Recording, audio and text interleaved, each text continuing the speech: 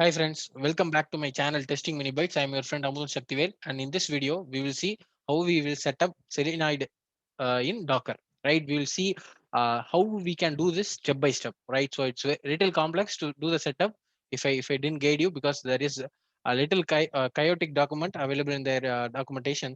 So what I do, I'll break it into step by step so that we can do the configuration easily. Good. So the first thing is we need to create a JSON file, and then we need to pull some images from the Docker Hub, and then we need to pull the VNC Chrome and Firefox images as well.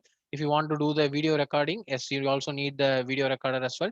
If you want to play with the Chrome version, you want to see the live execution, you also need the Selenoid UI image as well, and we'll spin all of them after that, and then we'll delegate our test to the uh, port where the Selenoid is running to run our test. So this is what the whole agenda for today's topic. So first, to do this, I have already created one document. So this is the document that I have created. You know, this holds really true if you want to run this on Windows. For Linux or Mac, okay, this may change a little bit. The file separators is different, so it may change a little bit. Okay, but apart from that, the entire core agenda is same. Okay, so first thing is you need to create a browser.json file in a folder called config. Okay, if you notice, I open my parcel. Okay, let me open my parcel. Okay, so by default, my parcel will get opened in this particular folder. So basically, you need to create a folder in a particular location, right? So suppose you want it in desktop, please create a folder in desktop called config. So in my case, I have already created a folder called config. Okay, this config folder needs to have something called as browsers.json. Okay, this is the JSON file that it needs to have. Okay, uh, how this particular JSON looks like, I'll show here. Okay, I just copy pasted this whole command in a JSON formatter window so that it will be a little visible. Okay, if I open it in Notepad plus plus or Notepad, it will not be easy to understand. So I opened it here. So first one, this configuration file contains a Chrome, Firefox, as well as Android images. Again, guys, Chrome is a browser, Firefox is a browser. Like you want to test your application in web desktop, right? So desktop browsers, you can use them.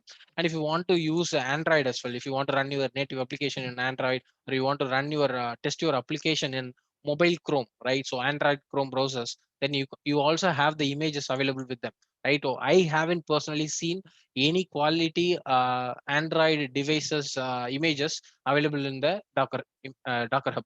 So these guys are doing a phenomenal effort in creating images for this and then giving us for free. Okay, this is a really good tool. So I suggest if you haven't tried this, please do try them. So very simple. You have your Chrome image. So by default, which one will be picked? Suppose there are 83 and 84 versions that I'm interested in to test my applications, to run my automated test.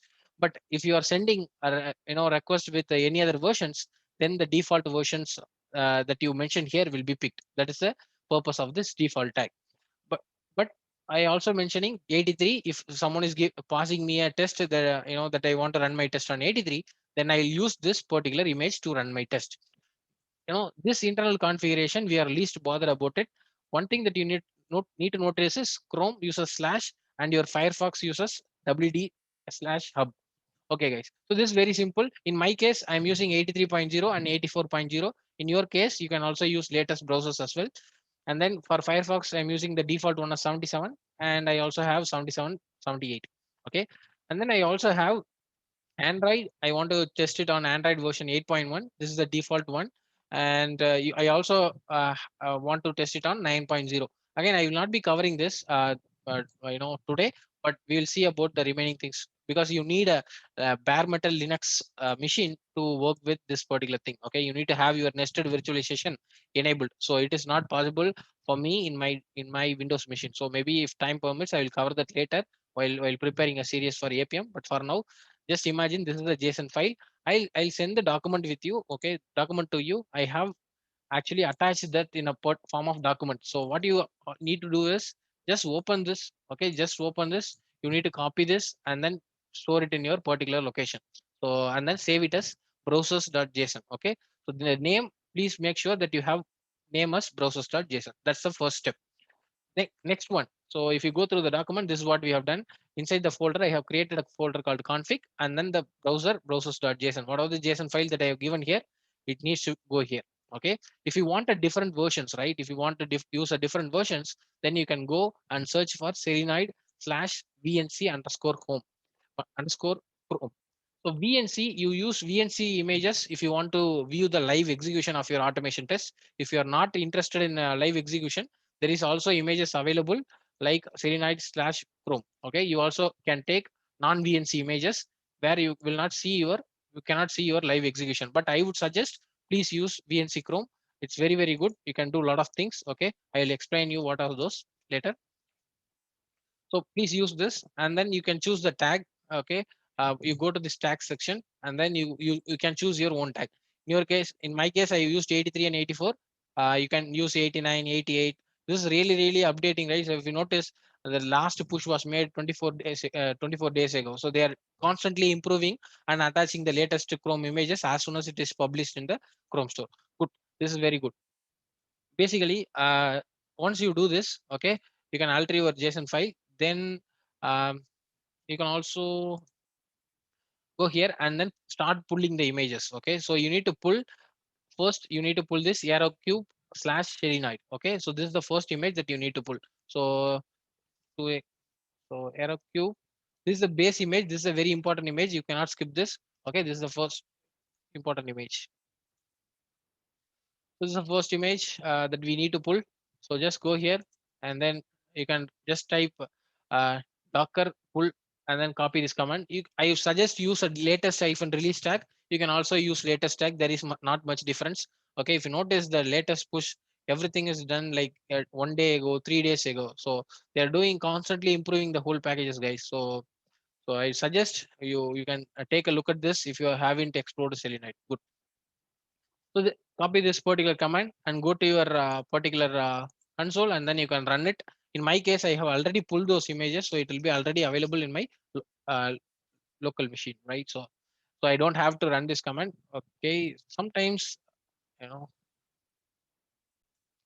Okay, guys, there was some problem with my Docker, so I had to restart my Docker. Now it is working fine. So when I listed Docker images, if you notice, this aerokube Selenoid latest release is already in my local, so I don't have to download them. The same way, I have my Selenoid video recorder. I have my VNC Chrome 83 version, 77 version of Firefox, 78 version of Firefox, and the 84 version of Chrome. Again, it is not mandatory that you need to download all these things. If your requirement is just one, please use just one. Okay, don't pull all the images. It's not required because each of them might cost you around 1 GB. So I based upon your needs, right? So once you do this, okay, this is the first step. This is the main important image that you need to download. Okay, with this particular image itself, you can run your test and then you can get your results back. Okay, but if you want to view the live execution, you also need this particular image, Selenoid aerokube Selenoid hyphen UI. Okay, so the same. Okay, go here and then type for Selenoid hyphen UI. For this, you can pull this. Just copy this, basically copy this command, and then you can run it. Okay, I'll come to the run command later, but just pull it for now. And then you if you want to record the automation test, you want a video format of your automated test, then you also need to pull this particular image, right? The latest tag is enough. So you can also run like this, or you can just leave it like that. So it will by default pull the latest tag. Good. So you just need to copy paste that and then run it. Okay, you don't have to go to Docker Hub to verify. I have already verified these images, so it should be working fine. In case of Selenoid, okay, Chrome or Firefox, you need to use Docker pull and then slash. Okay, and then Selenoid slash VNC Chrome, whatever the version that you want. Okay, in your case, if it is 89, you also need to mention 89. Okay, good. So Selenoid Android will only work on Linux machine. So I would suggest not to download. Okay, so basically, first thing that we need to understand, what are the images that we mentioned in the browsers.json will not be downloaded by default. You need to pull them. Okay, you need to pull them manually. So it not be pulled from the Docker Hub. Okay, when spinning up the containers. Okay, that's the main thing. Good. Now we want to spin up these containers, right? So we'll do step by step. Okay, just copy this particular command. Okay, this is the first command that you need to do. This is basically I am creating a variable in my PowerShell. It won't work in your command prompt, so use a PowerShell instead. Okay, maybe I need to copy it properly.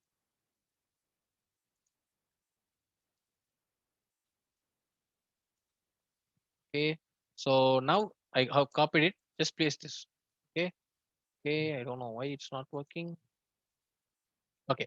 Now I have placed this, and now what I have done, I have created a variable called current that has a value of present working directory, and I am replacing the double slashes with the single slash, and then replacing also the capital C with the small c. Okay. So basically, if I print this particular thing, echo of dollar current, okay, it will print me that value.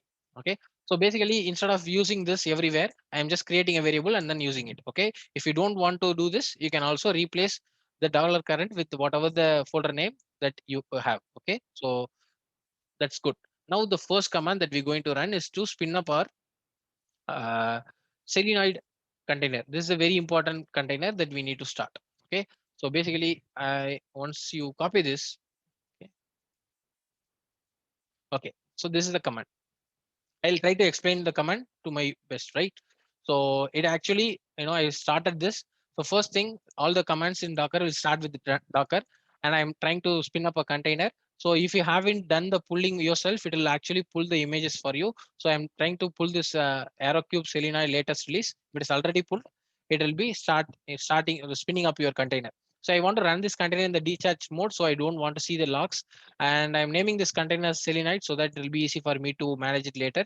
I'm exposing the port localhost 4444 to the container port 4444 so that I can delegate my test to this particular port, which will actually get delegated to the Selenoid container. I'm also mounting the volume of my docker.sock. Okay, this is a important file that you need to understand. If you guys don't know about docker.sock, basically this is a unique socket that your Docker daemon will be listening to. Okay, I'm just giving the permission for my container to interact with this docker.sock. Basically, what these guys will do, this particular container will interact with your Docker daemon, and then it will spin up video recorder automatically. You don't have to spin them up. Okay. So basically, we need to provide this particular permission. Okay. Docker.sock is again basically a unique socket which your Docker daemon will listens to. Okay. Good. I'm also mounting volumes, right? So basically, whatever the folder location that I have, and then inside that I have config file. I'm basically whatever the slash indicates, I'm sharing my whatever the things that is present in this config directory. If you notice, we have our browsers.json there. So and then I'm trying to mount it to etc Selenoid of the container. So I'm only giving read only permission. I don't want the container to change it. Good. Now I am also mapping my volume. So if you guys are not following this particular stuff, if you're running it in command prompt, maybe you need to type these value manually. Okay. Good. Then -v, again I'm mounting another volume just to store my videos. Okay. So I'm trying to store in the particular directory C users effective Selenoid and then video. Okay. I could have used dollar current here. Okay. This is for demonstration purpose. If you guys are not using this particular variable, you can also hard code like this. Okay. It's based upon your needs. Okay.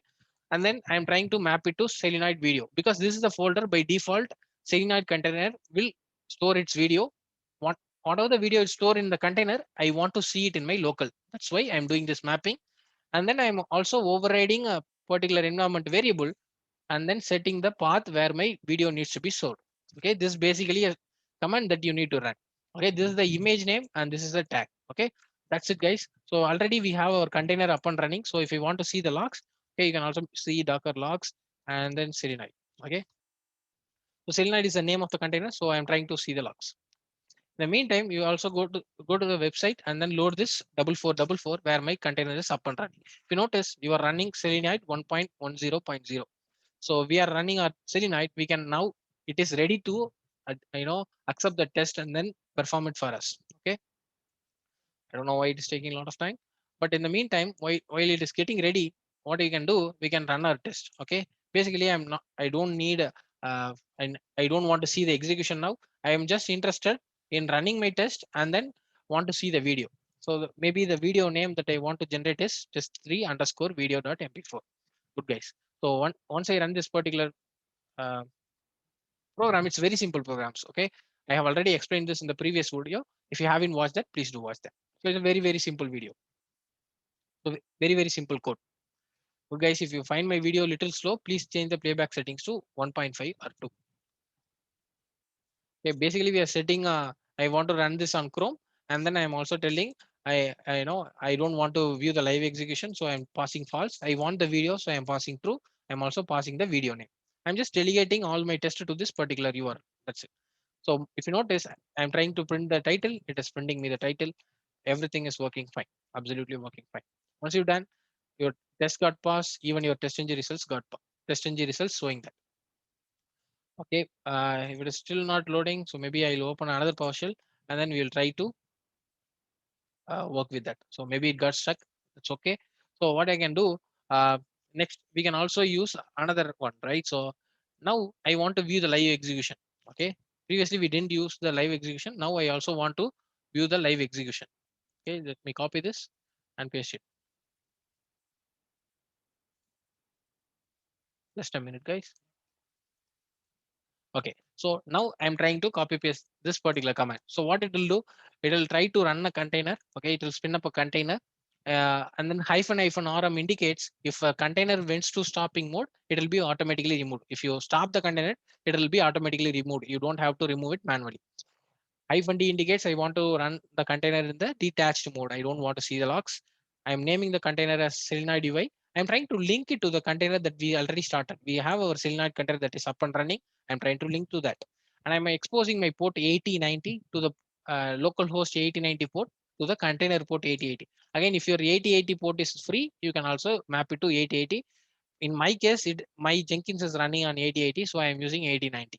Okay, the port can be anything. Okay, good. My local port, but this port needs to be 8080. Okay, and then this is the image that we are trying to spin up, and this is the URI in which my Selenoid is up and running. So if you notice, this is my place where my Selenoid is up and running. Right, good. So once you press enter, okay, once you press enter, you should see container will be ready. Yeah, container is now ready.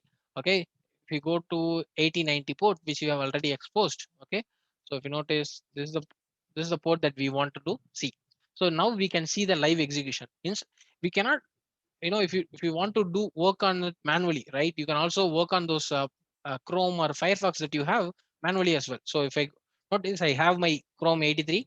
Just click on create session. Okay, it will automatically create a browser session for you guys. Suppose consider in your machines you have 85 version. You want to test your application on 83. Okay, then it will actually create a new Chrome browser for me of 83 version. Okay, if you want a full screen, you can set it as a full screen. Now click on this to unlock. Okay, now I unlock this so that I can do manual interactions. Now I'm just searching for uh, testing mini bytes. Okay, you can do manual testing of your application in this particular browser. You can do maximize, you can do a lot of things. If you go here, you can also go to about Chrome to check what is the version. So if you notice, we have pulled the 83rd image and then it's having a version of 83. You can verify or test your application manually. It's very, very fast, guys. It's like almost like a real device, right? So in browser stack and all, you have to spend a lot of money, right? In Selenoid, you don't have to do that. Suppose if I want to test my application, say Amazon.in. Okay, so I can do this easily with the help of this particular Selenoid containers, right? Very, very easy, guys. That's the power of Selenoid as well as Docker. Good. So this is basically you can do manual testing as well. Okay, it's not only automation. Suppose I want to close this whole thing, just click on close. Okay, that is one up and running. So I can delete this particular session. Now we want to execute our automation test and then we want to see the live recording. Again, if you are not sure what is the test parameters that you need to pass, you can select the whatever the thing that you want to run and click on Java or whatever the program you want. Suppose you want to run it on Python, you can click Python. My case, it's Java. You can just copy paste this whole code.